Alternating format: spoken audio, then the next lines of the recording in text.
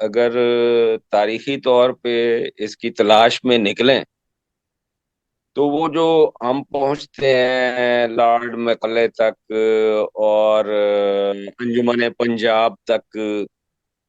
کہ کیسے ایک مصنوعی شاعری کا بندوبست کیا گیا اور کہا گیا کہ کوئی ایسی شاعری کروائی جائے جس میں نیچر کے بارے میں بات کی گئی ہو۔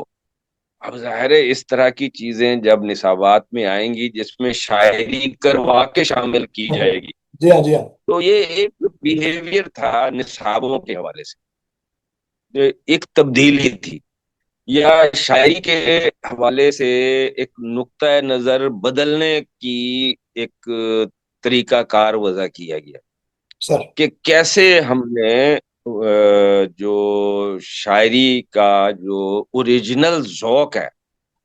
اس کی بجائے اپنی مرضی کا ایک مصنوعی ذوق پیدا کرنا۔